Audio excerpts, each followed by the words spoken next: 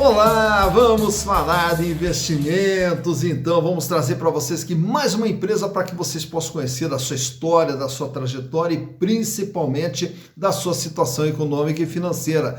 Já que você pensa em investir em ações, já está investindo em ações, então o fundamental o que é? É conhecer pelo menos a empresa na qual você está querendo colocar o seu dinheiro, saber de onde que essa empresa está vindo, para onde que essa empresa está indo, saber o que ela faz, qual é o mercado em que ela atua, né? E então tudo isso aí é fundamental, mas principalmente saber da situação econômica e financeira, porque nós temos que diminuir os riscos na hora de fazer a nossa aplicação e tentar aumentar as probabilidades de ganho. E aí a gente só faz isso com conhecimento, só tendo um pouco de informação a respeito das empresas.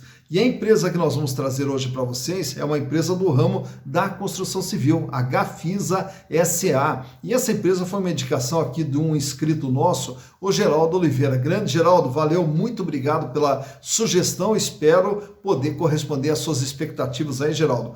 E caso vocês também queiram análise de alguma outra empresa, conhecer alguma outra empresa, é fácil. Basta entrar aqui no canal Silas Negrafé, e manda lá a sua sugestão. Também aproveita, já se inscreva, dá o like, ative a sinetinha das notificações para estar sempre recebendo as informações que nós vamos disponibilizando aqui para vocês. E a Gafisa, dentro desse cenário todo, ela atua no setor que ele é muito representativo na economia brasileira, porém é um setor que ele sofre muitas oscilações, né? É um setor que ele vai do inferno ao céu rapidamente e também vai do céu até o inferno rapidamente. E aí, se a gente analisar como que funciona todo o setor de construção civil no Brasil ao longo dos últimos anos, nós vamos ver que tem momentos maravilhosos para a construção civil e tem momentos extremamente delicados, porque depende de uma série de fatores. Da renda, do emprego, da oferta de crédito, dos juros, enfim, uma série de fatores. E quando os fatores estão favoráveis, aí é a hora que o setor deslancha, até porque existe demanda, existe déficit habitacional no Brasil, né? E a hora que os fatores não estão alinhados, aí a coisa fica complicada porque não tem crédito e quando tem, até pode ter o crédito, porém não tem o comprador e aí a coisa fica extremamente delicada. Mas vamos ver então como que é a história da Gafisa ao longo de todo esse período aí. Ela começa no ano de 1954 lá no Rio de Janeiro, com o nome de Gomes de Almeida Fernandes Limitada, Gomes de Almeida Fernandes Limitada. E ela começa a construir seus primeiros imóveis no Rio de Janeiro, inclusive o primeiro imóvel é o edifício Maripá, né? E daí já no ano de 1962, a Gafisa começa a atuar também no setor, no mercado de São Paulo. Ela já começa a construir também em São Paulo e lá constrói seu primeiro edifício, o edifício Santa Cândida, também em São Paulo. Aí já no ano na sequência, ela vai crescendo, claro que daí tem as oscilações de acordo com cada período da economia brasileira, até que chega no ano de 1997, ela faz uma parceria com o grupo GP Investimentos. Então, a partir daí entrou dinheiro, aí a empresa começa a deslanchar. Até porque dos anos de 1990 até 1997, antes do Plano Real, a economia para o setor de construção civil estava muito travada. E aí, com o Plano Real, começou a destravar. E aí, no ano de 97, o GP Investimentos entra como parceiro da Gafisa. A Gafisa por quê? Porque no ano de 1988 eles trocaram o nome de Gomes de Almeida Fernandes para Gafisa. Então por isso que a gente já está falando aqui como Gafisa. No ano de 2004, aí a GP Investimentos assume o controle, né, da Gafisa. E no ano de 2005, aí esse controle acaba sendo adquirido pelo Act International, que é um fundo de investimentos de um dos maiores empresários, inclusive do setor de construção civil, o Sam Zell, né? E aí, a partir daí, então, entra mais dinheiro e aí a Gafisa começa a deslanchar, até que no ano de 2006 ela faz o seu IPO. E aí o que acontece nesse ano, entre 2003 até 2010? Foi o boom da construção civil. Uma grande parte das construtoras abriram o seu capital, por quê? Porque havia uma demanda reprimida, né? E aí se tivesse dinheiro, se tivesse capacidade para construir, vendia. Então, uma série de construtoras abriu seu capital, se fortaleceu e aí saiu construindo pelo Brasil inteiro, e a Gafisa da mesma maneira, fazendo parcerias com construtoras locais e saiu construindo no Brasil inteiro. Já no ano de 2007 também, até com o dinheiro que entrou do IPO, eles compraram a Alphaville. A Alphaville era uma empresa que fazia loteamentos de alto padrão em todo o Brasil. Eles compraram a Alphaville. No ano de 2008, eles fazem uma associação com uma outra construtora, a Tenda. Só que a Tenda atendia mais o público de baixa renda e a Gafisa mais o público classe média e classe alta. Aí já no ano de 2013... aí a coisa já começou a apertar, porque depois do boom da construção civil, a partir dos anos 2011, aí a construção civil recuou. E aí eles já tiveram que vender a Alphaville. No ano de 2018, entra um outro grupo assumindo o controle da Gafisa, que é o GWI, né? Era também um fundo de investimentos que entrou para reorganizar, no fim quase destruiu a Gafisa, e aí na sequência a Gafisa acabou sendo adquirida pela Planner. A Planner é uma empresa de um conhecido aqui no mercado acionário, que é o Nelson Tanuri, né? O Nelson Tanuri, que é um dos controladores da Planner, e aí assumiu o controle da Gafisa, e aí a Gafisa está tentando retomar o tempo perdido. Só para você ter uma ideia, a Gafisa já construiu em mais de 40 cidades, em mais de 19 estados, então por aí você vê a força da Gafisa. E agora vamos ver então, através dos números, como que vem sendo o comportamento da Gafisa ao longo desses anos. Para tanto, eu trouxe para vocês 2018, 2019, 2020 e também o primeiro semestre de 2021. Então vamos ver, através dos números, como que está a situação da Gafisa. Portanto, vamos aos números. Bom, então vamos analisar aqui os balanços da Gafisa S.A. e para tanto eu trouxe para vocês aqui os 3 últimos exercícios, 2018, 2019 e 2020 e também o primeiro semestre do ano de 2021.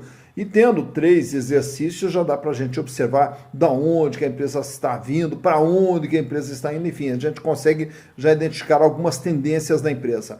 Começando pelo ano de 2018, dentro do patrimônio da Gafisa, existia um total no ativo aqui de 2 bilhões 526 milhões de reais, que estavam dispostos da seguinte maneira: 1 bilhão 683 milhões destinados ao capital de giro, no ativo circulante, o que representava 66,6% de tudo que a empresa tinha. Em 2018, ela fechou com 137 milhões de reais em dinheiro, em caixa, banco e aplicação, possuía 467 milhões a receber e estoques no valor de 890 milhões. O estoque, naturalmente, no caso da Gafisa, é de imóveis destinados à venda.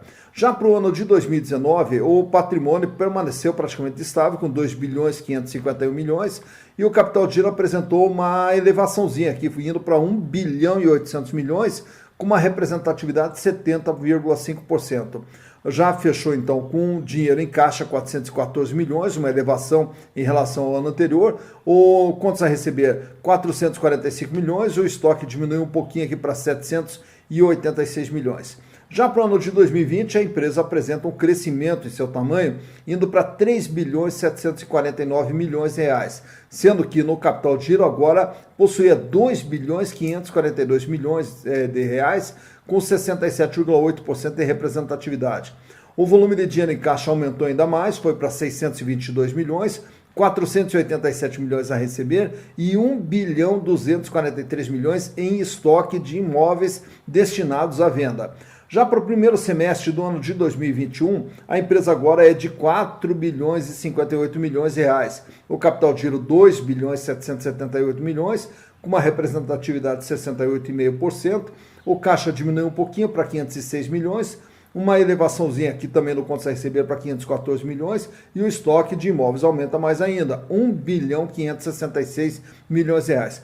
Então, se olhar só aqui a questão do capital de giro, dá para se perceber que a empresa ela vem bem. Em termos nominais, aqui o capital de giro vem crescendo a cada ano, a empresa está aumentando seus estoques aqui, e isso representa dizer que uma retomada da economia, que a economia comece a andar com um pouquinho mais de força, a empresa estará preparada para esse crescimento, poderá aproveitar esse crescimento caso ele venha na sequência do ano.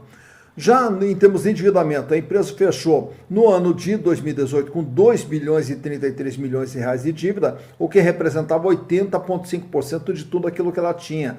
Então, se ela tinha um patrimônio de 2,526, ela tinha uma dívida de 2 bilhões e 33, sobrava um PL aqui de 493 milhões de reais. A dívida aqui, metade, um pouco mais, está aqui no curto prazo e 994 milhões no longo prazo. E chama atenção aqui, ó, esse prejuízos acumulados, ela vinha carregando lá de exercícios anteriores 2 bilhões 308 milhões de prejuízos acumulados. Já para o ano de 2019, a dívida diminui para 1 bilhão 656 milhões, com 64,9% de representatividade. Permanece ainda aqui com um prejuízo acumulado de 2 bilhões 326. Já para o ano de 2020, o endividamento ele sobe aqui em valores nominais para 2 bilhões 191 milhões, porém o peso da dívida diminuiu 58,4%. E aí o prejuízo acumulado ele deixa de existir, até porque houve aqui uma compensação. Vocês vejam que capital e reservas tinha 3.200, agora capital e reservas tem 1 bilhão 396. Então foram utilizados para amortizar esses prejuízos que a empresa vinha carregando. Já para o primeiro semestre de 2021, a dívida sobe aqui em valores nominais para 2 bilhões 425, porém permanece aqui com 59,8% de peso da dívida, de representatividade dessa dívida. Então, assim como nós analisamos ali o capital de giro, que ele vem numa crescente, o endividamento aqui, apesar de valores nominais estar em crescimento, mas o peso da dívida hoje é bem menor. Para quem tinha uma dívida que correspondia a 80% do que a empresa tinha, hoje ela praticamente não chega nos 60% de todo o patrimônio da empresa.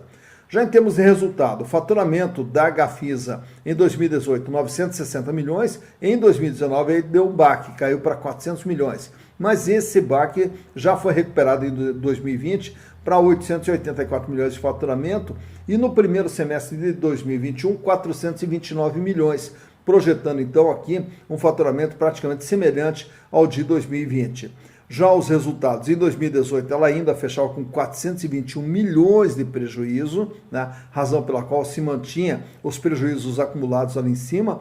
No ano de 2019, praticamente quase zerou o seu prejuízo, fechando com 14 milhões ainda de prejuízo. Esse prejuízo aumentou um pouco em 2020 para 77 milhões e agora, no primeiro semestre de 2021, a empresa volta a ter lucro. Depois de muito tempo, a empresa já passa a ter lucro, fechando com 26 milhões 734 mil reais de lucro. Então tá aqui os números da Gafisa referentes a 2018, 2019, 2020 e também do primeiro semestre de 2021.